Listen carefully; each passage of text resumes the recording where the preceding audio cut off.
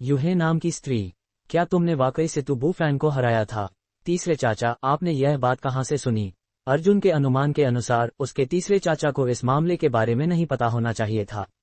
यह मामला पहले ही सौकोस नगर में निवास करने वाले बड़े कुलों को ज्ञात हो चुका है। इस प्रकार युवा पीढ़ी के उन अनेक आत्मघोषित प्रतिभाओं में से जो अपने आप को प्रतिभाशाली मानते हैं, तुमसे द्वंद्वयुद्ध करने की इच्छा रखते हैं। अर्जुन ने हल्के से हंसते हुए कहा, केवल युवा पीढ़ी? उनमें से किसी के पास भी उसे गंभीरता से लेने की योग्यता नहीं थी।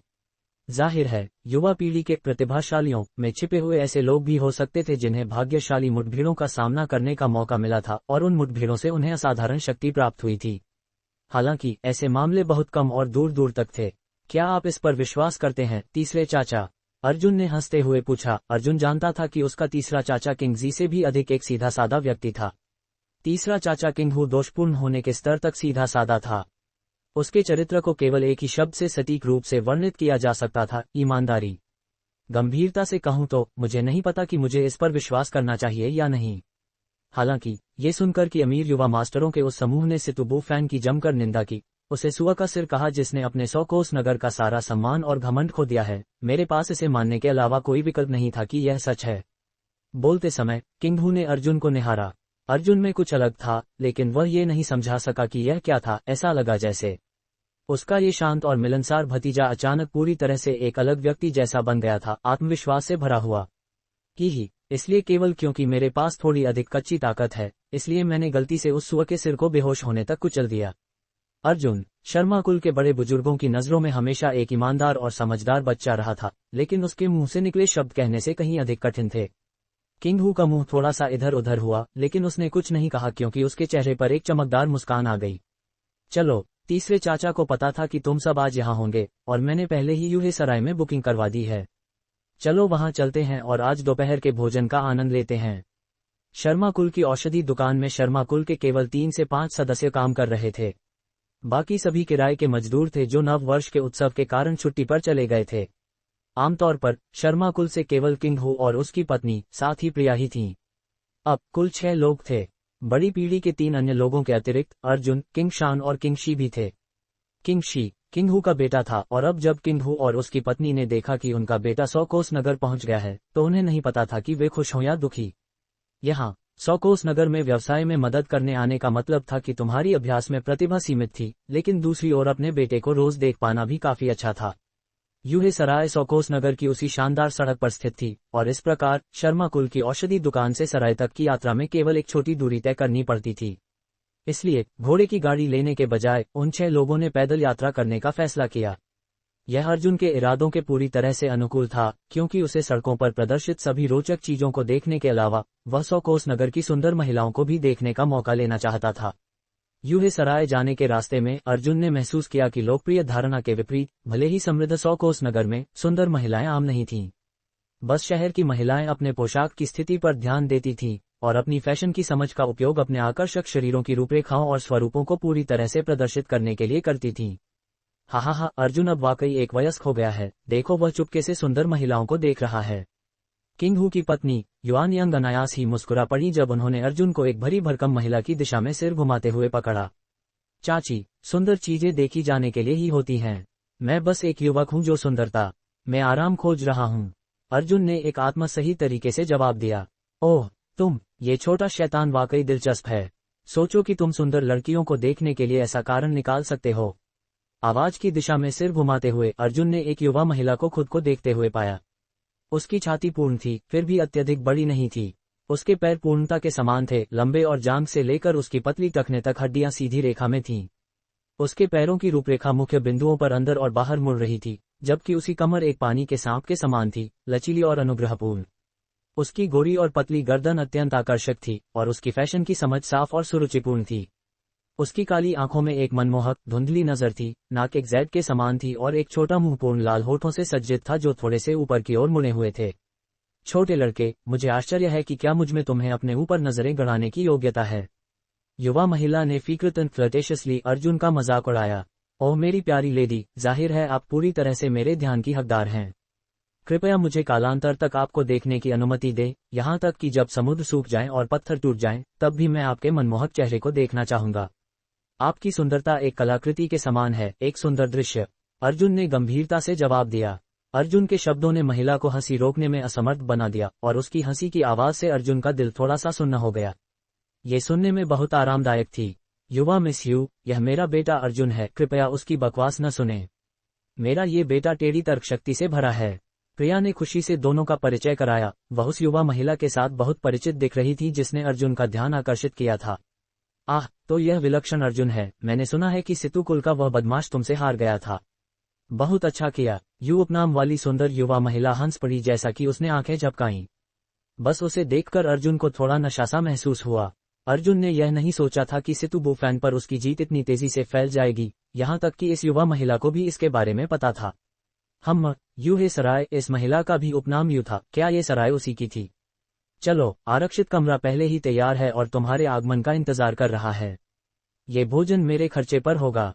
युवा महिला मुस्कुराई जैसा कि उसने प्रिया और युआन यंग को आगे ले जाना शुरू किया। थोड़ी देर बाद अर्जुन ने सिर उठाया और महसूस किया कि वे यूहे सराय पर पहुंच गए थे। यह इमारत उनकी शर्मा कुल की औषधि दुकान से भी ऊंची थी और इसके विपरीत इसने अतिरंजना की एक निश्चित भावना प्रदर्शित की, जो इस तथ्य के अनुरूप थी कि यह शहर की सर्वश्रेष्ठ सरायों में से एक थी। इमारत के शीर्ष पर एक बैनर हवा में एक ड्रैगन और फीनिक्स के नाचने की तरह फड़फड़ा रहा था, जिस पर यूहे सराय शब्द लिखे थे। भव्य और प्रभावशाली होने के अलावा इमारत को व्यावहारिक उपयोग के लिए भी सूक्ष्मता से डिजाइन किया गया था। बाहर शीतकालीन जलवायु होने के बावजूद यूहे सराय के अंदर का वातावरण बहते पानी पर पुलों के साथ डिजाइन किया गया था, जो सुंदरता से भरा था और पक्षियों और फूलों की सुगंध से भरा था। तापमान को मेहमानों को बेहद आरामदायक महसूस कराने के लिए नियंत्रित किया गया था। ऐसा लग रहा था जैसे कोई वसंत के मौसम में हो। प्रत्येक छोटे विवरण पर ध्यान दिया गया था। ग्राहक की सुविधा और सुख सुविधा से संबंधित कुछ भी पूरी तरह से नियोजित था। उदाहरण के लिए, सराय की परिचारिकाएं भी शीर्ष गुणवत्ता की सुंदरियां थीं, लेकिन जाहिर है क्योंकि यह स्थान किसी रेड लाइट डिस्ट्रिक्ट या वेश्यालय की तरह नहीं था, ये सब सभ्य और उचित था। इससे कोई भी देख सकता था कि केवल यूहे सराय में भोजन करना 100 कोस नगर में निवास करने वाले आम लोगों की पहुंच की बात नहीं थी। केवल एक निश्चित स्थिति या धनी परिवारों वाले ही इसे वहन कर सकते थे। अत्यधिक कीमतों के बावजूद ऐसा लगता था कि कोई डर नहीं था, क्योंकि यूहे सराय आमतौर पर आगंतुकों से ठसाठस भरा होता था। सबसे अच्छी सीटें जाहिर है इमारत के शीर्ष पर थीं। बहुत जल्द वे यूहे सराय की सबसे ऊपरी मंजिल पर चढ़ गए और उस कमरे में प्रवेश किया जिसकी खिड़कियां सड़कों की ओर थीं। इस स्थान से बाहर देखने से कोई शानदार सड़क का पूरा नजारा ले सकता था और कोई दूर क्षितिज पर प्रभावशाली शहर की दीवारों को भी देख सकता था। इसके बाद ही यू उपनाम वाली युवा महिला चली गई। दूसरों से अर्जुन को पता चला कि उसका पूरा नाम यूहे था और वह इस जगह की मालिक थी। वह 100 कोस नगर के यू कुल की एक सदस्य थी। 100 औषधि बगीचे की सैर। यूहे सराय से जाने से पहले अर्जुन का टोफू एक यूहे द्वारा खा लिया गया था। अपने दिल में बेहद उदास महसूस करते हुए अर्जुन लगभग रो पड़ा। ये कैसे हो सकता है? क्या वह दूसरों का टोफू खाने वाला एकमात्र व्यक्ति नहीं था? अर्जुन और उसके साथियों के जाने से पहले यूहे ने उसके गालों के किनारों को हल्के से दबाया और हंसते हुए कहा कि भविष्य में अगर अर्जुन यूहे सराय आना चाहे तो उसकी सारी लागत माफ कर दी जाएगी। अर्जुन के चेहरे पर शर्म का भाव देखकर प्रिया खुशी से मुस्कुरा रही थी। हालांकि अगर उन्हें पता चलता कि अर्जुन अपने दिमाग में क्या सोच रहा था तो वे शायद खून की उल्टी कर देतीं। वास्तव में अर्जुन को अत्यधिक संतोष महसूस हुआ और उसने इसका बहुत आनंद लिया जब यूहे के जैद जैसे हाथों ने उसका चेहरा दबाया। एकमात्र चीज जो उसे परेशान कर रही थी वह ये थी कि उस जैसा एक ताकतवर युवक केवल कुछ साल बड़ी एक महिला द्वारा सार्वजनिक रूप से एक छोटे बच्चे की तरह चिढ़ाया जा रहा था। अर्जुन चुपचाप निराश हो गया। क्या वह भी मुझे एक छोटे बच्चे जैसा व्यवहार करना चाहती थी? जब वे शर्मा कुल की औषधि दुकान पर वापस लौटे तो अर्जुन लगातार यह सोच रहा था कि 100 औषधि बगीचे से जड़ी बूटियों को बैंगनी जैदमर के क्षेत्र में स्थानांतरित करने का सबसे अच्छा तरीका क्या है। जितना पहले वह उन्हें स्थानांतरित कर पाएगा उतना ही बेहतर होगा। आखिरकार एक दिन की देरी का मतलब वास्तव में 100 दिनों की बर्बादी था। इसलिए अर्जुन औषधीय जड़ी बूटियों को अपने स्थानिक क्षेत्र में प्रत्यारोपित करने के लिए 100 औषधि बगीचे में फिर से जाने के लिए बेताब था। माँ, मैं 100 औषधि बगीचे में जाना चाहता हूँ। क्या आप जानती हैं कि वहाँ आध्यात्मिक जड़ी बूटियों की कितनी विभिन्न किस्में हैं? लगभग 1200 विभिन्न प्रकार। इस तथ्य को कम मत समझो कि ये जड़ी बूटियां सभी सामान्य ग्रेड की हैं। बाजार में इनकी मांग अद्भुत रूप से बहुत अधिक है। प्रिया ने तुरंत जवाब दिया, औषधि व्यवसाय से बहुत परिचित दिखते हुए। 100 औषधि बगीचे में जड़ी बूटियां, उन्हें परिपक्व होने में कितना समय लगेगा? उनके परिपक्व होने के बाद क्या कदम उठाने की आवश्यकता है? हम उन्हें कैसे काटते हैं? अर्जुन ने, ये देखकर कि प्रिया कितनी परिचित थी, अपने सवाल जारी रखे। कई तरह की जड़ी बूटियां हैं, इसलिए उन्हें उगाने और काटने के तरीके, साथ ही परिपक्व होने में लगने वाला समय सभी अलग अलग हैं। औसतन हमारी जड़ी बूटियों को परिपक्व होने में आमतौर पर 10 महीने से लेकर 2 साल का समय लगता है। कुछ जड़ी बूटियों के लिए प्रभाव में कोई अंतर नहीं होता है, चाहे हम उन्हें परिपक्व होने के 1 साल बाद काटें या 20 साल बाद। कुछ जड़ी बूटियों के लिए काटने के बाद भी हमें बस सामान्य के रूप में इसकी खेती करनी होगी और समय के साथ हम फिर से जड़ी बूटियां काट सकते हैं। एक उदाहरण चाय के पौधों की पत्तियां होंगी। हमें केवल पत्तियों को तोड़ना होगा और सुखाने से पहले और वे दवा के रूप में उपयोग के लिए तैयार हो जाएंगी। अन्य अधिकांश जड़ी बूटियों के लिए उनके परिपक्व होने के बाद हम उत्पन्न होने वाली नर्सरी का उपयोग करके जड़ी बूटियों को फिर से लगा सकेंगे। अपनी व्याख्या समाप्त करने के बाद प्रिया ने संदेह से अर्जुन की ओर देखा। उन्हें आश्चर्य हुआ कि अर्जुन इतने गहरे सवाल क्यों पूछ रहा था। ही बस एक अचानक आया विचार था। अर्जुन ने अपने बालों को उलझाते हुए भेड़िए की तरह मुस्कुराते हुए जवाब दिया, माँ, भविष्य में 100 औषधि बगीचे का सारा प्रबंधन मुझ पर छोड़ दो, इस तरह मैं अपना ज्ञान बढ़ा सकूंगा। अर्जुन ने खुशी से हाथ मलते हुए कहा, मैं तुम्हारी इस मांग से सहमत हो सकती हूँ। सच कहूँ तो 100 औषधि बगीचे में तुम्हारे प्रबंधन के लिए ज्यादा कुछ नहीं है। बीज बोने और जड़ी बूटियों को काटने के अलावा कर्तव्यों में शहर की सड़कों में एक दुकान स्थापित करना और हमारी जड़ी बूटियों को नीलामी घरों तक पहुंचाना शामिल है। प्रिया ने संक्षेप में अर्जुन को ध्यान रखने योग्य महत्वपूर्ण बातें बताईं। दोपहर में अर्जुन ने अपना पूरा समय 100 औषधि बगीचे में बिताया। यहाँ अनगिनत जड़ी बूटियां उगाई जा रही थीं। कुछ बोई गई जड़ी बूटियों की ऊंचाई मनुष्य के बराबर थी, जबकि अन्य केवल 1 उंगली की ऊंचाई के बराबर थीं। जड़ी बूटियां ऐसी दिखती थीं मानो उन्हें बिना किसी विस्तृत योजना के लगाया गया हो, क्योंकि अलग अलग ऊंचाइयों की जड़ी बूटियों की परतें भूखंड को सजा रही थीं। हालांकि इस असंगत रोपण में भी एक सुंदरता का भाव मौजूद था। ऐसा लग रहा था कि पहले 3 चिकित्सा पुस्तकों को पढ़ने से प्राप्त ज्ञान अब उपयोगी साबित हो रहा था। प्रत्येक जड़ी बूटी के प्रभावों और परिपक्व होने में लगने वाले समय के आधार पर अर्जुन ने उन जड़ी बूटियों का एक हिस्सा जो उसे उपयोगी लगी अपने बैंगनी जैदमर के क्षेत्र में स्थानांतरित कर दिया। उसे आश्चर्य हुआ कि अर्जुन को 100 औषधि बगीचे के अंदर उगाई जा रही कुछ दुर्लभ आध्यात्मिक जड़ी बूटियां जैसे हिमकमल, जिनसेंग और लिंजी भी मिली। अर्जुन लगभग 10 वर्ग फुट के माप वाले भूखंड के करीब चला गया। उसके अनुमान से ये दुर्लभ जड़ी बूटियां लगभग 2-3 साल की थीं। चारों ओर चोरी से देखकर अर्जुन ने वही किया जो वह सबसे अच्छा करता था और उनमें से एक छोटे हिस्से को अपने स्थानिक क्षेत्र में वापस स्थानांतरित कर दिया। पूरी दोपहर के दौरान अपनी गतिविधियों को छिपाने के लिए अर्जुन ने 100 औषधि बगीचे में मिलने वाली सर्वश्रेष्ठ जड़ी बूटियों में से केवल 3-5 डंठलों को ही अपने स्थानिक क्षेत्र में स्थानांतरित करने के लिए चुना। पूरी दोपहर की मेहनत के बाद बैंगनी जैद अमर के क्षेत्र में भूमि पहले जितनी बंजर नहीं थी। हरी घास का एक टुकड़ा देखा जा सकता था जहां सभी जड़ी बूटियों की नर्सरी का प्रत्यारोपण किया गया था। अर्जुन किसी भी एक जड़ी बूटी की बहुत अधिक खेती नहीं करना चाहता था। उसकी इच्छा थी कि वह स्थानिक क्षेत्र के अंदर की सारी जगह को जड़ी बूटियों की एक विस्तृत विविधता से भर दे। हालांकि ये स्पष्ट रूप से अल्पावधि में पूरा करना असंभव था। मुझे भंडारण गृह में जाना चाहिए, अर्जुन ने सोचा। वह ये देखना चाहता था कि क्या कोई ऐसी जड़ी बूटियां थीं जिन्हें उसने छोड़ दिया था। भंडारण गृह 100 औषधि बगीचे के प्रवेश द्वार के पास स्थित था। 2 भारी स्टील के दरवाजे धकेलते हुए अर्जुन ने अंदर कदम रखा और पता चला कि छत पर लगी कई छोटी खिड़कियों के कारण भंडारण कक्ष में वेंटिलेशन बहुत अच्छा था। भंडारण कक्ष में कई मेजें थीं और उन पर कई सीलबंद टोकरियां और बोरे रखे थे। ऐसा लगता था मानो पूरी तरह से सूखी हुई जड़ी बूटियों को बोरों के अंदर रखा गया था और सीलबंद टोकरियों के अंदर सभी आधी धूप में और आधी सूखी जड़ी बूटियां थीं। भंडारण कक्ष इतना बड़ा नहीं था, केवल लगभग 30 वर्ग फुट बड़ा। अर्जुन ने भंडारण गृह की खोज जारी रखी और जैसे ही वह अंत की ओर गया उसने अंततः वही पाया जो वह खोज रहा था।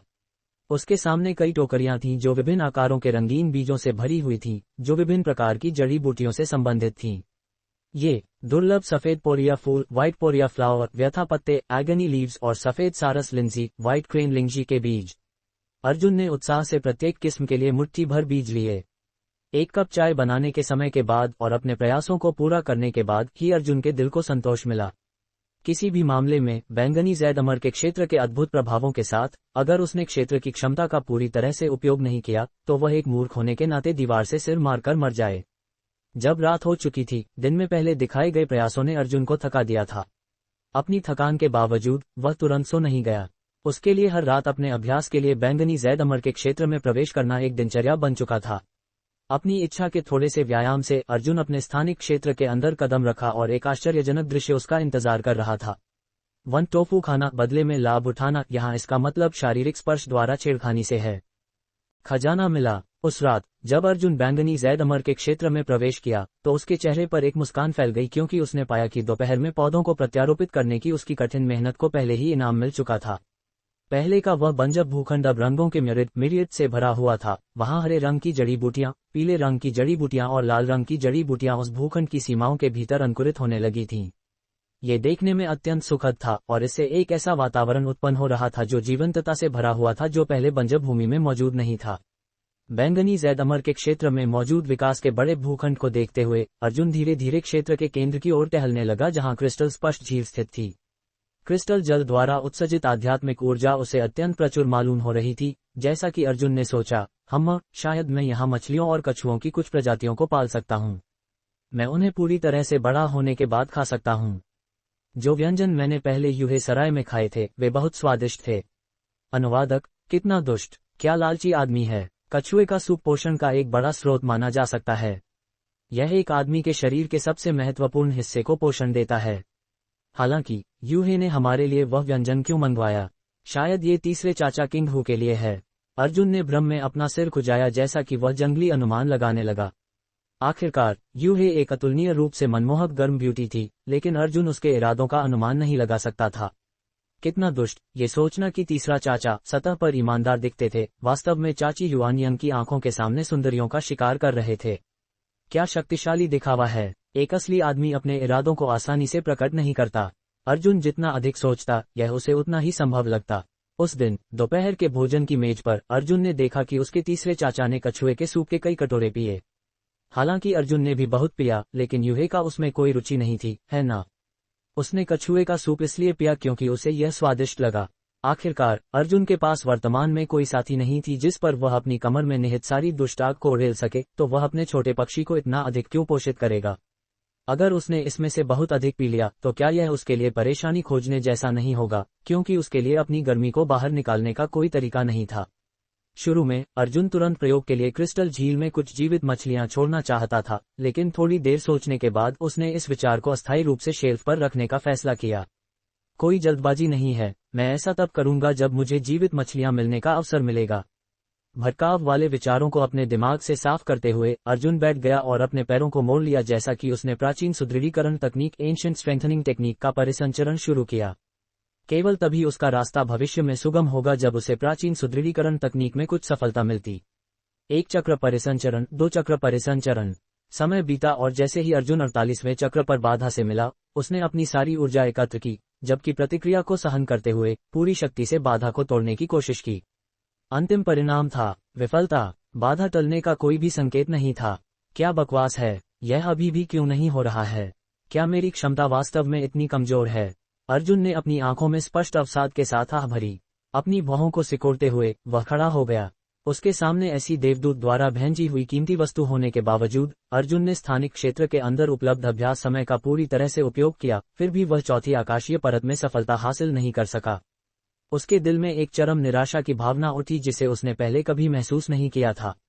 अगर वह प्राचीन सुदृढ़ीकरण तकनीक की चौथी आकाशीय परत में सफलता हासिल नहीं कर सका, तो वह हमेशा के लिए जमीन पर संघर्ष करने वाला एक दयनीय कीड़ा बनकर रह जाएगा।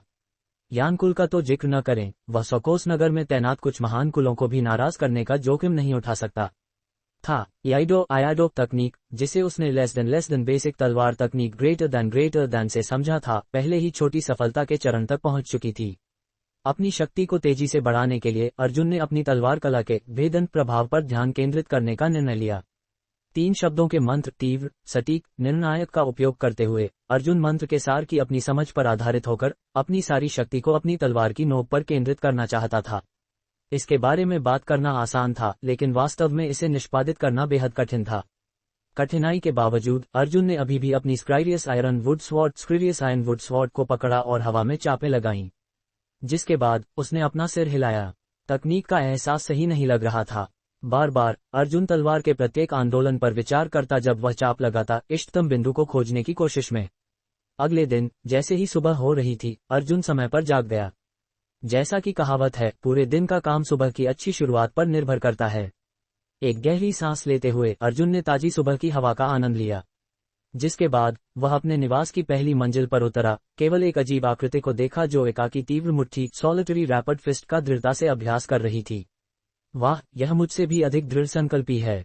अर्जुन किंग शी को मुट्ठी तकनीक के सेट के पीछे की अवधारणाओं को समझने के लिए संघर्ष करते हुए देख सकता था। हालांकि दृढ़ संकल्प महत्वपूर्ण था, लेकिन अंत में अभ्यास के मार्ग में प्रतिभा ने बहुत बड़ी भूमिका निभाई। किंग शी, तुम पहले से जाग चुके हो। अर्जुन मुस्कुराते हुए किंग शी को अभिवादन करते हुए बोला। कि अर्जुन, तुम खुद भी जाग चुके हो। कोई विकल्प नहीं है, मेरी प्रतिभा उतनी अच्छी नहीं है और इस प्रकार मुझे दूसरों की तुलना में अभ्यास में अधिक प्रयास करना होगा। यही एकमात्र तरीका है जिससे मैं कभी भी पकड़ में आ सकूं। किंग शी बहुत आशावादी था और केवल उसके ईमानदार चेहरे की मुस्कान देखकर ऐसा लगा जैसे वह उसके पिता किंग हू की प्रतिमूर्ति थी। केवल एक साधारण नजर में अर्जुन बता सकता था कि किंग शी द्वारा निष्पादित एकाकी तीव्र मुट्ठी खामियों और दोषों से भरी हुई थी। स्वाभाविक रूप से अर्जुन ने किंग शी को उसके रुख पर सुधार करना शुरू कर दिया और उसे हमले की उचित मात्रा और मार्गों में निर्देश दिया। उसके बाद अर्जुन ने व्यक्तिगत रूप से उसके साथ अभ्यास करके किंग शी को निर्देश दिया, उसकी गलतियों को इंगित किया और किंग शी को तीव्र सुधार का अनुभव कराया, जिससे किंग शी आभार से अभिभूत हो गया। योजक चिन्ह। नाश्ते के बाद अर्जुन, चूंकि यह तुम्हारी पहली बार यहाँ सौकोस नगर में है, तुम्हें किंग शान और किंग शी के साथ सड़कों का पता लगाना चाहिए। आखिरकार तुम्हारे जैसे युवाओं को जीवंत माहौल का आनंद लेना चाहिए। किंग हू ने सुझाव दिया।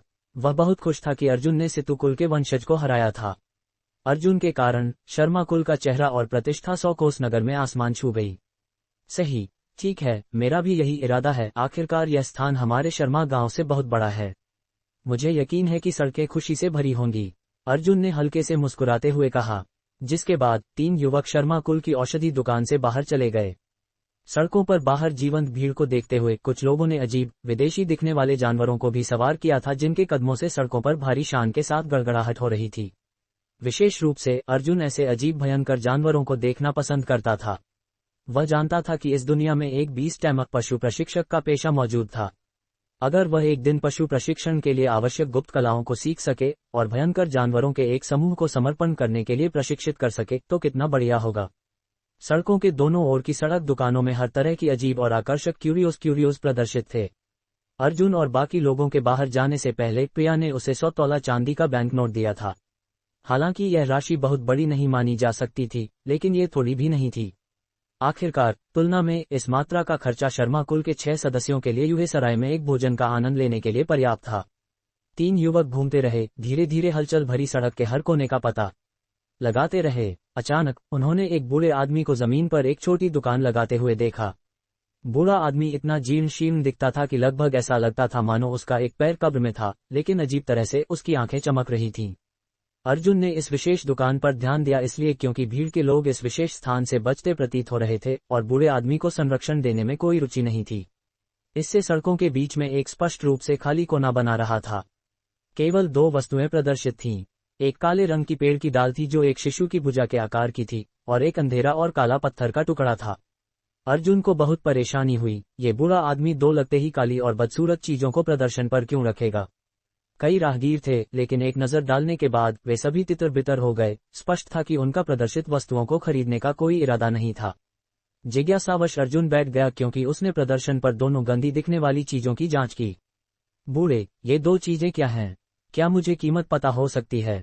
बूढ़े आदमी की चमकदार आंखों ने अर्जुन को ध्यान से देखा। हालांकि अर्जुन अपनी वस्तुओं में रुचि दिखा रहा था, बूढ़े आदमी खुश नहीं दिखा क्योंकि उसने भावनाओं से रहित होकर प्रदर्शित 2 वस्तुओं की ओर देखा और फिर कहा, मुझे भी निश्चित नहीं है। मुझे बस इतना पता है कि यह डाल कम से कम 60 साल की आयु की है, लेकिन इसे देखो, फिर भी चिकनी और चमकदार, सड़ने के कोई संकेतों के साथ। जहां तक इस पत्थर जैसे पदार्थ का सवाल है, मुझे केवल इतना पता है कि यह अतुलनीय रूप से कठोर है, यहां तक कि लोहार भी इसे परिष्कृत करने में असमर्थ हैं। अर्जुन का दिल एक धड़कन छूट गया, शायद ठीक वैसे ही जैसे वह हमेशा अपनी पिछली दुनिया के उपन्यासों में पढ़ता था। क्या उसे एक खजाना मिल गया था? हालांकि उसने तुरंत इस विचार को त्याग दिया, आखिरकार खजाने इतने आसानी से कैसे मिल सकते थे। फिर भी वह पत्थर अतुलनीय रूप से कठोर था और अर्जुन इसे खरीदने में रुचि रखता था। बूढ़े, क्या मैं इन 2 वस्तुओं का धीरे धीरे निरीक्षण कर सकता हूँ? अर्जुन ये परीक्षण करना चाहता था कि क्या पत्थर जैसी वस्तु उतनी ही कठोर थी जितना बूढ़े आदमी ने कहा था। छोटे भाई, जितना चाहो समय ले लो, बूढ़े आदमी ने उदासीनता से जवाब दिया। अर्जुन ने पहले गंदी दिखने वाली पेड़ की डाल उठाई और उसी क्षण जब वह इसके संपर्क में आया, उसे इसके भीतर एक अपार जीवन शक्ति का एहसास हुआ। अधिक सटीक रूप से अर्जुन इस काले रंग की पेड़ की डाल से आध्यात्मिक ऊर्जा की बहुतायत का उत्सर्जन महसूस कर सकता था। यह कुछ हद तक उसी आध्यात्मिक ऊर्जा के समान थी जो उसके बैंगनी जैद अमर के क्षेत्र में क्रिस्टल झील द्वारा उत्सर्जित की जाती थी। बिना किसी संदेह के अर्जुन ने निष्कर्ष निकाला कि यह डाल वास्तव में एक खजाना थी, बस उसे यह निश्चित नहीं था कि यह वास्तव में क्या थी। इसके बाद अर्जुन ने काले और काले पत्थर जैसे पदार्थ को अपनी हथेली पर रखा, चुपचाप, किसी को पता न चले। अर्जुन ने अपनी 20,000 जिन की शक्ति का एक हिस्सा उपयोग करते हुए सीधे दबाव लगाया, जैसा कि उसने इसे कुचलने की कोशिश की। ये जानना होगा कि अगर यह सामान्य लोहा या इस्पात होता तो अर्जुन द्वारा उस स्तर का दबाव लगाने के बाद उनका आकार निश्चित रूप से विकृत हो गया होता। हालांकि इस काले पत्थर जैसे पदार्थ में कोई बदलाव नहीं आया। अर्जुन इसे घूरता रहा, गरज से प्रहार किया। उसके दिमाग में एक विचार तैर रहा था, लेकिन ये केवल एक अनुमान था। क्या ये हो सकता है? लौह सार आयन एसेंस, एक ऐसी सामग्री जो लोहे से कम 100 गुना अधिक कठोर हो। 100 कोस नगर से चुनौती, क्या ये हो सकता है? लौह सार आयन एसेंस, एक ऐसी सामग्री जो लोहे से कम 100 गुना अधिक कठोर हो। अगर यह पत्थर जैसी चीज वास्तव में प्रसिद्ध लौह सार थी तो इसे एक खजाना प्राप्त करना माना जा सकता था। किसी भी मामले में अर्जुन ने पैसे बचाने के अपने सभी विचारों को त्याग दिया था। वह पूरी तरह से तैयार था और इसे खरीदने के लिए दृढ़ संकल्पित था। पैसा खर्च करने के बाद हमेशा फिर से कमाया जा सकता है, लेकिन अगर उसने खजाना प्राप्त करने का मौका खो दिया तो कौन जानता था कि उसे इस तरह का एक और मौका मिलने में कितना समय लगेगा। बूढ़े, इन दो वस्तुओं के लिए तुम कितना चाहते हो? अर्जुन ने सीधे मुद्दे पर आने का फैसला किया, क्योंकि वह वस्तुओं की कीमत पर सौदेबाजी करने में समय बर्बाद नहीं करना चाहता था। एक बार किसी ने मुझसे इस पेड़ की डाल के लिए 80 तोला चांदी का प्रस्ताव दिया था, लेकिन मैंने तब स्वीकार नहीं किया। हालांकि अब जीवित रहने के लिए मेरे पास इसे बेचने के अलावा कोई विकल्प नहीं है। छोटे भाई, अगर तुम 80 तोला चांदी निकालने को तैयार हो तो इस पेड़ की डाल के अलावा मैं वह काला पत्थर भी तुम्हें दे दूंगा। बिना किसी हिचकिचाहट के अर्जुन ने तुरंत वह बैंक नोट निकाला जो प्रिया ने उसे दिया था और 2 वस्तुओं के लिए बूढ़े आदमी को भुगतान कर दिया। वस्तुएं प्राप्त करने के बाद उसने उन्हें तुरंत अपने स्थानिक क्षेत्र में जमा कर दिया, खुशी से अपने हाथ मलते हुए। पास की अन्य दुकानों पर किंग शान और किंग शी अभी भी अपने अपने विक्रेताओं के साथ अन्य क्यूरियोज की कीमतों पर सौदेबाजी कर रहे थे।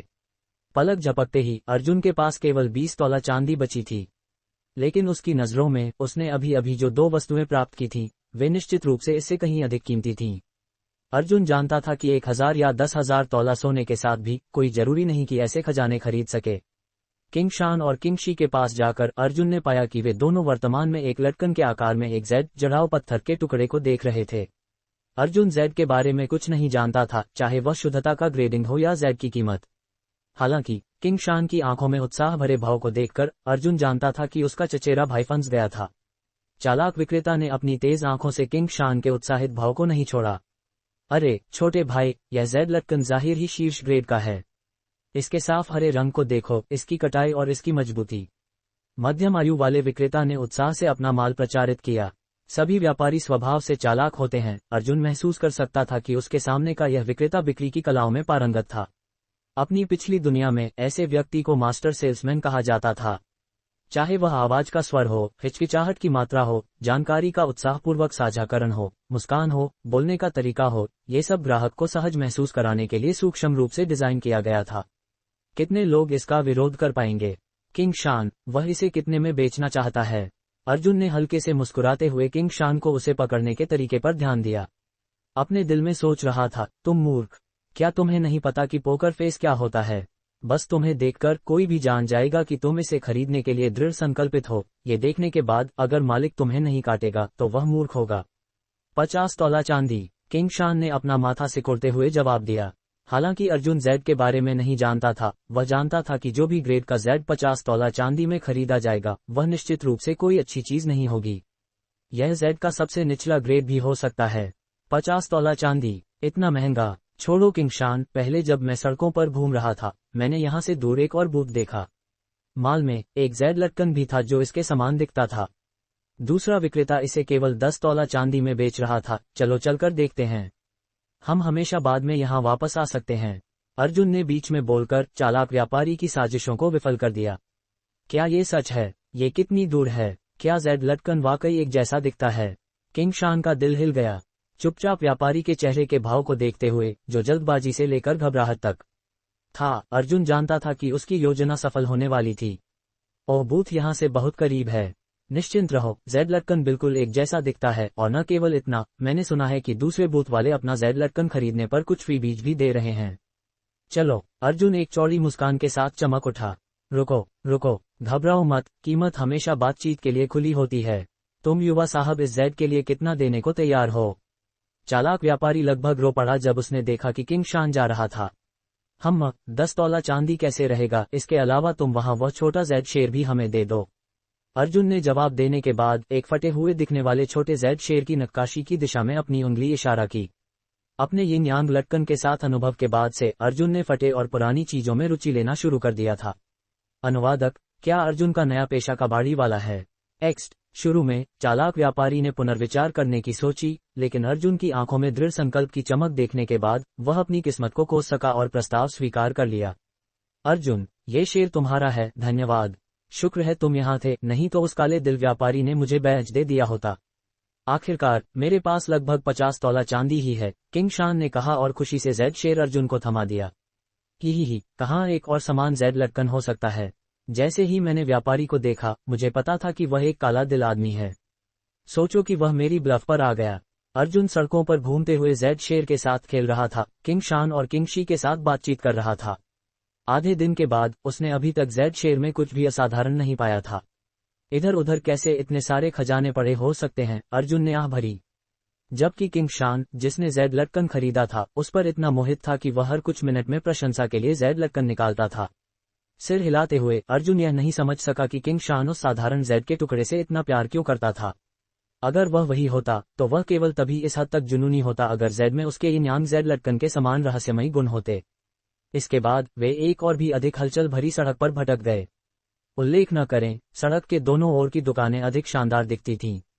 वहां दर्जी की दुकानें थीं और सबसे महत्वपूर्ण, हथियारों की दुकानें थीं।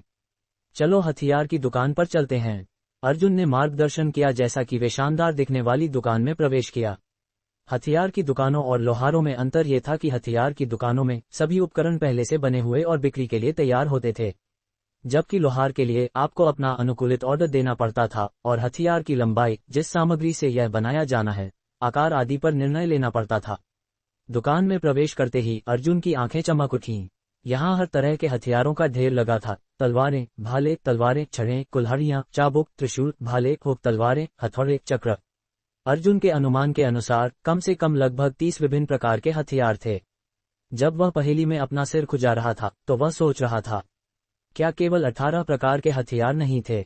अचानक एक पल में उसकी गर्दन के पीछे के बाल खड़े हो गए और अर्जुन अपनी पीठ की ओर निर्देशित एक घातक इरादे से भरी घूर देख सकता था। तेजी से मुड़कर, दुश्मनों के रास्ते वाकई में एक दूसरे को काटते हैं। सितु बू फैन 5 से 6 अन्य किशोरों के साथ हथियार की दुकान में भी प्रवेश कर चुका था। वह दुर्भावनापूर्ण नजर सितु बू फैन की थी। ऐसा लग रहा था मानो अर्जुन ने उसके दिल में एक बड़ा साया छोड़ा था। सोचो कि सितु बू फैन केवल उसके पीछे के दृश्य से ही उसे पहचान सका। अर्जुन स्पष्ट रूप से सितु बू फैन से निकल रहे क्रोध की भावना महसूस कर सकता था। आखिरकार अर्जुन ने उसे बहुत शर्मिंदा किया था। सोकोस नगर के 4 महान कुलों में से एक का युवा मास्टर एक देहाती से हार गया जो उससे 5 साल छोटा था। अगर वह काफी शर्मनाक नहीं था तो एक तीसरे ग्रेड का मार्शल जनरल का एक तीसरे ग्रेड के मार्शल वारियर से हारना, उससे एक पूरे क्षेत्र नीचे वाले व्यक्ति से हारना कैसा था? सितु बू फैन को नजरअंदाज करते हुए अर्जुन ने उसके पास खड़े अन्य युवाओं पर अपनी नजर डाली। वे सभी महंगे दिखने वाले कपड़ों में सजे थे और उनके माथों में घमंड के संकेत थे। ऐसा लगता था कि ये युवा सोकोस नगर के विभिन्न बड़े कुलों और शक्तिशाली गुटों से थे। ये सोचकर कि तुम मेरे सोकोस नगर में कदम रखने की हिम्मत करते हो, मैं अभी तुम्हें ढूंढने शर्मा गांव जाने वाला था। मुझे सारी परेशानी बचाने के लिए धन्यवाद। वर्तमान सितु बू फैन के पास अब वह दिखावा भरा रुख नहीं था जो तब प्रचलित था जब वह शर्माकुल के अखाड़े पर खड़ा था। ये वह देहाती था जिसने तुम्हें हराया था। अपनी आवाज में भारी अपमान के साथ सितु बू फैन के किनारे खड़े युवकों में से एक ने चिल्लाया। इस युवक के रूप से वह लगभग 25-26 वर्ष की आयु का था। ये जाने बिना कि क्यों अर्जुन उसी घृणा से भर गया जैसे उसने सितु बू फैन को घूरते समय महसूस किया था। एक ही पंख के पक्षी एक साथ झुंड बनाते हैं। अमीरों के बेटों का ये झुंड एक सुरक्षात्मक बुलबुले के प्यारे आलिंगन में बड़ा हुआ था। ऐसे इंसान हमेशा लोगों पर नीचे देखते प्रतीत होते थे जबकि उन्हें एहसास नहीं होता था कि वे कुएं में बैठे मेंढक के अलावा और कुछ नहीं थे। हाँ, ये वही आदमी है जिसने मुझ पर छिपकर हमला किया। मैंने कभी उम्मीद नहीं की थी कि उसकी ताकत इतनी विशाल होगी, और एक क्षण की लापरवाही के कारण हार गया। सितु बुफैन ने नफरत से चिल्लाया, एक सही क्रोध का आभास बनाए रखने के लिए अपने शब्दों को टेढ़ा करते हुए। अर्जुन अपना मुंह खोलकर देखता रहा। ये पहली बार था जब उसने किसी को देखा जो उससे भी बेहतर अभिनेता था। शब्दों के कहे जाने के बाद न केवल अर्जुन, किंग शी और किंग शान को भी यह हास्यास्पद लगा और वे जोर जोर से हंसने लगे। हंसने के बाद किंग शी ने अपमानजनक ढंग से जवाब दिया, छिपकर हमला। तुम्हारे पास ऐसी बकवास कहने की हिम्मत है। उस दिन अर्जुन ने तुम्हें उदारतापूर्वक 3 चालें भेंट की थीं। सोचो कि एक सम्मानित मार्शल जनरल 3 चाल के फायदे के साथ भी एक मार्शल वॉरियर को हरा नहीं सका। न केवल इतना, एक मार्शल जनरल होने के नाते तुम उसके एक हमले का सामना भी नहीं कर सके। खून उल्टी करना और बेहोश हो जाना। थू, तुम्हारा चेहरा तुम्हारी माँ की गांड से भी मोटा है। अनुवादक, थू इक्वल्स थूकने की आवाज। तुम्हारी माँ का मजाक मूल रचना में नहीं था, बस मैंने बातचीत को रोचक बनाने के लिए कुछ ऐसा जोड़ा था। एक्स्ट। अर्जुन हंसा। उसने कभी उम्मीद नहीं की थी कि ईमानदार दिखने वाला किंगशी भी मनोवैज्ञानिक हमलों का उपयोग करने में सक्षम था। हालांकि वह अंतिम वाक्य सितु बुफैन की सीमा था। आर्गह है, मैं तुम्हें मार दूंगा, मुझसे लड़ो। सितु बुफैन का पूरा शरीर अपने गुस्से को दबाने से कांप रहा था, जैसा कि वह पागलों की तरह चिल्लाया और खून से भरी आंखों से अर्जुन को घूरता रहा, एक क्रोधित सांड के समान। अभिभूत करना। सितु बुफैन की आंखों में पागलपन भरी नजर को घूरते हुए अर्जुन जानता था कि सितु बुफैन जैसे लोगों के लिए प्रतिष्ठा जीवन से भी अधिक महत्वपूर्ण थी। खैर, मेरी समस्या नहीं, चूंकि वह पहले से ही इतना नाराज है, तो आग में थोड़ा तेल क्यों न डाला जाए। मुझे चुनौती देना, क्या तुम इसके लायक हो? अगर हर कोई मुझे चुनौती देना चाहता तो क्या ये बहुत परेशानी वाली बात नहीं होगी? अर्जुन ने ठंडे स्वर में जवाब दिया, अपनी आवाज में तिरस्कार की झलक के साथ। शुरू से ही युवाओं के इस समूह के बारे में अर्जुन ने जैसे ही उन्हें देखा, उसका कोई अच्छा प्रभाव नहीं था। हालांकि वह देख सकता था कि उनकी उम्र के हिसाब से उनका अभ्यास स्तर अपेक्षाकृत मजबूत था। अर्जुन जानता था कि बिना किसी संदेह के ये प्रभाव आध्यात्मिक दवाओं के सेवन के कारण था। मार्शल कमांडर से नीचे के अभ्यास क्षेत्रों के लिए आध्यात्मिक दवाओं का प्रभाव सबसे मजबूत होता था। ऐसा इसलिए था क्योंकि कम ग्रेड के रसायन शास्त्रियों द्वारा बनाई गई गोलियों का उन पर कोई प्रभाव नहीं पड़ता था जो मार्शल कमांडर क्षेत्र या उससे ऊपर थे। उनके चेहरों पर अहंकारी भाव देखकर कोई देख सकता था कि 25-26 वर्षीय युवाओं का ये समूह किसी का भी सम्मान नहीं करता था। वे सोचते थे कि अपनी थोड़ी सी शक्ति के साथ वे इस 100 कोस नगर में परम अस्तित्व थे। अर्जुन ऐसे लोगों के लिए केवल तिरस्कार महसूस कर सकता था। हालांकि 100 कोस नगर के महान कुलों का कुछ 100 वर्षों का इतिहास था। ये सोचना कि इतने उतले समर्थन वाले इन कुलों के वंशज वास्तव में इतने घमंडी होने की हिम्मत करते थे और शैतान की तरह घमंडी थे, इसे केवल कुएं के तले रहने वाले मेढक का मामला माना जा सकता था, जिसे बाहर की विशाल दुनिया का कोई ज्ञान नहीं था। तुम सितु बुफैन अपने शब्दों पर अटक गया क्योंकि वह हकलाया। उसने कभी ऐसी गंभीर अपमान नहीं सहा था। बकवास, मुझसे बचना बंद करो, क्या तुम डरे हुए हो? इस बार सितु बुफैन ने अपनी तलवार निकाली और अर्जुन की ओर नोक इशारा करते हुए उसने फिर से चुनौती जारी की। अर्जुन ने अपनी भौहें तानी। 9 महाद्वीपों की दुनिया में युद्ध के नियमों के अनुसार केवल 2 विकल्प थे जब कोई अपनी तलवार आपकी ओर इशारा करते हुए चुनौती जारी करता था। पहला, आप उसकी चुनौती स्वीकार करते हैं और जीवन और मृत्यु का फैसला विजेता द्वारा किया जाएगा। दूसरा, आप आत्मसमर्पण करें। शुरू में अर्जुन 100 कोस नगर आने के तुरंत बाद इतनी जल्दी चर्चा में आना नहीं चाहता था। इस तथ्य के बावजूद कि वह अपनी पीढ़ी के साथियों से मजबूत था, जब 100 कोस नगर के 4 महान कुलों की शक्ति के साथ अपनी तुलना करता था तो अभी भी कुछ दूरी थी। उसकी थोड़ी सी शक्ति उसे नगर में बिना किसी चुनौती के घूमने की अनुमति नहीं दे सकती थी, लेकिन वह न तो मूर्ख था और न ही उन 5-6 युवाओं की तरह कुएं का मेढक था जो वर्तमान में उसे घेरे हुए थे। अर्जुन एक कठिन स्थिति में फंस गया था। अगर वह हार गया तो उसे अंतहीन अपमान का सामना करना पड़ेगा। अगर वह जीता तो उसे अनंत चुनौतियों का सामना करना पड़ेगा। अगर उसने 100 कोस नगर में युवा पीढ़ी को हरा दिया तो कोई गारंटी नहीं थी कि 4 महान कुलों के बड़े बुजुर्ग उसका शिकार नहीं करेंगे। क्या भयंकर सिरदर्द था। आत्मसमर्पण। अर्जुन कभी भी इसके लिए तैयार नहीं था। हालांकि कहावत थी कि एक असली आदमी उकसाने पर प्रतिक्रिया नहीं करता, लेकिन उसके सामने खड़े इन नीच लोगों का समूह उसके लिए लगातार आंखों में कांटे की तरह था। चूंकि तुम मौत को निमंत्रण देना चाहते हो, मैं तुम्हारी मदद करूंगा। बाहर निकलो और मेरा इंतजार करो, मैं अपना हथियार खरीदने के बाद बाहर आऊंगा। अर्जुन ने अपनी भौहें तानी। वह जानता था कि अमीर युवा मास्टरों के इस समूह के व्यक्तित्व के आधार पर जितना अधिक वह सहन करेगा उतना अधिक वे उसके सिर पर चढ़ेंगे। ऐसे लोगों के खिलाफ उनके घमंड को तोड़ने का सबसे अच्छा तरीका उन्हें शक्ति दिखाना था। ये लड़का काफी आत्मविश्वासी लगता है, क्या तुम उसे संभाल सकोगे? सितु बू फैन के पास खड़े युवाओं में से एक ने बात की जब वे सभी हथियार की दुकान से बाहर चले गए। क्या तुम मुझ पर संदेह कर रहे हो? मुझ पर भरोसा रखो, मैं पिछली बार उसके साथ लड़ते समय खाली हाथ था। एक क्षण की लापरवाही के कारण उसने मुझ पर छिपकर हमला किया। इस बार मैं उसे स्वर्ग और पृथ्वी के बीच के अंतर को जानना चाहता हूँ। मैं उसे दिखाना चाहता हूँ कि वह कितना तुच्छ कीड़ा है। मैं चाहता हूँ कि वह हमेशा शर्म से सिर झुकाए और जाने की 100 कोस नगर उस जैसों के घूमने की जगह नहीं है। सितु बू फैन ने दांत पीसते हुए नफरत से कहा। अर्जुन ने उनके द्वारा बोले गए शब्दों को सुनने के बाद कोई प्रतिक्रिया नहीं दी। नफरत, उन्हें नफरत करने दो। जितना अधिक उनकी भावनाएं उन्हें प्रभावित करेंगी उतना ही वे बेढंगे होंगे। अब उनकी परवाह किए बिना अर्जुन हथियार रैक की ओर बढ़ा और हथियार चुनने लगा। बिक्री के लिए रखे हथियारों की कीमतें देखकर और बार बार अपना पैसे का बटुआ निरीक्षण करते हुए अर्जुन का जबड़ा खुला रह गया। लानत है, लगता है मैं केवल वह सामान्य आयरनवुड तलवार ही खरीद सकता हूँ। छोड़ो, मैं यही खरीद लेता हूँ। पिछली स्क्राइरियस आयरन तलवार पहले ही अर्जुन द्वारा बैंगनी जैद अमर के क्षेत्र में अपने तलवार कौशल के अभ्यास के दौरान बार बार उपयोग के कारण घिस चुकी थी। मालिक, क्या आप मुझे यह आयरनवुड तलवार सस्ते में बेच सकते हैं? 18 तौला चांदी कीमत वाली सामान्य आयरनवुड तलवार को देखते हुए, हालांकि कारीगरी उत्कृष्ट थी, तलवार का वजन उसकी उम्मीद से कहीं अधिक भारी था।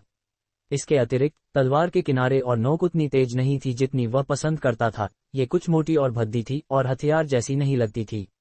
इसके बजाय यह एक गहने या बच्चों के खिलौने जैसी थी। कोई सौदेबाजी नहीं, ये तलवार हमारे मास्टर स्मिथ द्वारा बनाई गई है, मध्यम आयु वाले मालिक ने दृढ़ता से कहा। बिना किसी विकल्प के अर्जुन केवल विवशता में मुस्कुराते हुए आयरनवुड तलवार खरीद सका। जब अर्जुन अंततः दुकान से बाहर निकला तो उसकी चुनौती देने वाले सभी दंग रह गए, विशेष रूप से सितु बू फैन। उसके हाथ में तलवार अनियंत्रित रूप से कांप रही थी। तुम, बहुत बढ़िया, बहुत बढ़िया, बहुत बढ़िया। ये कहने के बाद सितु बू फैन इतने गुस्से से भर गया कि वह लगभग फट पड़ने वाला था। ये सोचकर कि अर्जुन ने उसे इतना तुच्छ समझा, अर्जुन ने कंधे उचकाए। ऐसा नहीं था कि वह एक उचित हथियार नहीं खरीदना चाहता था, लेकिन उसके पास जितना पैसा बचा था उसके पास इसके अलावा कोई विकल्प नहीं था। क्या बर्बादी है! अगर मुझे पता होता कि सितु बू फैन इस हद तक नाराज होगा तो मैं चुनौती के लिए जाने से पहले बस एक पेड़ की डाल उठा लेता। इससे सितु बू फैन की रगें फटकर मर जाना बेहतर होता, इससे मुझे परेशानी बचती। मानदर देहाती, जिसे मौत का कुछ भी पता नहीं। सभी मौखिक दुर्व्यवहार के बावजूद अर्जुन ने कुछ भी महसूस नहीं किया। वह खुद को उनके स्तर पर नहीं उतारेगा। इस बार सितु बू फैन अर्जुन को कम नहीं समझने की हिम्मत करता। उसने सावधानी से एक नीले रंग की खजाने वाली तलवार निकाली और उसी क्षण तलवार का शरीर नीली रोशनी की परतों से चमकता हुआ दिखाई दिया, एक ठंड की भावना उत्सर्जित करते हुए जिससे आसपास का तापमान तेजी से गिर गया। मेरी ये तलवार ठंडी बर्फ की तलवार के नाम से भी जानी जाती है। अपने बनाने वाले से मिलने के लिए तैयार हो जाओ। यहाँ तक कि उसके वाक्य को पूरा करने से पहले सितु बू फैन आगे कूद पड़ा, तेज और क्रोधित। उसके हाथ में तलवार लगातार चापें बनाती हुई अर्जुन के आगे बढ़ने और पीछे हटने के मार्ग को सील करती हुई। चूंकि तुम खेलना चाहते हो, मैं तुम्हारे साथ खेलूंगा। 3 शब्दों के मंत्र से जो उसने समझा था, इयाइडो आयाडो तकनीक का अभ्यास पहले ही लाखों बार किया जा चुका था, उस स्थिति में जहां वह साधारण को असाधारण बना सकता था। अर्जुन द्वारा निष्पादित इयाइडो तकनीक में कुछ भी आकर्षक नहीं था। ये सरल और साधारण दिखती थी, जिसमें एकमात्र जोर गति शब्द पर था। जिस गति से उसने ये हमला अनलेश किया वह इतनी तीव्र थी कि वह आंखों को चमका दे एक अकल्पनीय क्षेत्र तक पहुंच गई। अर्जुन का वह साधारण तलवार प्रहार एक पुच्छल तारे की चमक के साथ चमकता प्रतीत हुआ। इसने दर्शकों की आंखों को चमका दिया और यहां तक कि खुद उसकी भी। हालांकि वह सितु बू फैन के घातक इरादे से भरे तलवार प्रहारों को नहीं देख सकता था, अर्जुन चिंतित नहीं था। हमला उस तक पहुंचने से पहले उस समय के दौरान अर्जुन जानता था कि वह सैकड़ों तलवार के भेदन का एक जलप्रलय छोड़ सकता है। बैंग! अर्जुन की तलवार सीधे सितु बू फैन की कलाई के यूची एक्यू पॉइंट में घुस गई। न केवल प्रहार की गति बिजली के जितनी तेज थी, बल्कि यह अत्यंत सटीक भी थी। ऐसी बात केवल तभी संभव होती जब किसी ने दशकों तक तलवार का अभ्यास किया हो। सितु बू फैन वहां मूर्ख की तरह खड़ा रहा, उसे यहां तक कि एहसास भी नहीं हुआ कि क्या हुआ था। जब उसे होश आया तो उसकी आंखें साहब की तरह फैल गईं क्योंकि वह अविश्वास से भर गया। उसके स्तब्ध चेहरे के भावों को देखकर अर्जुन ने उसे आंख मारने का मौका लिया। सितु बू फैन ने अर्जुन के तलवार हमले को पहले ही पहचान लिया था। खाली हाथ जीतने का कोई रास्ता नहीं था और इस प्रकार मैं अपने हथियार की तीखेपन पर निर्भर रहना चाहता था ताकि उसे सहजता से हरा सकूं। और फिर भी पहले की तरह उसने केवल एक ही प्रहार का उपयोग किया। न केवल इतना, वह प्रहार लेस देन बेसिक तलवार तकनीक ग्रेटर देन से था। क्या बकवास! ये लड़का लेस देन बेसिक तलवार तकनीक ग्रेटर देन का उपयोग कर रहा है, यह असंभव है ना?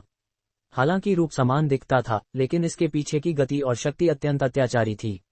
ये सोचना कि लेस देन बेसिक तलवार तकनीक ग्रेटर देन के तलवार रूपों का इस तरह उपयोग किया जा सकता है।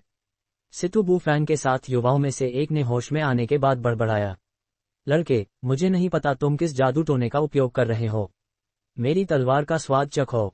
एक और युवा, जिसने पहले अर्जुन को नीचा दिखाया था, होश में आने के बाद एक गति तकनीक का उपयोग करने लगा, तेजी से जी शब्द के रूप में चलते हुए, जैसा कि उसने अर्जुन की ओर एक तलवार प्रहार छोड़ा।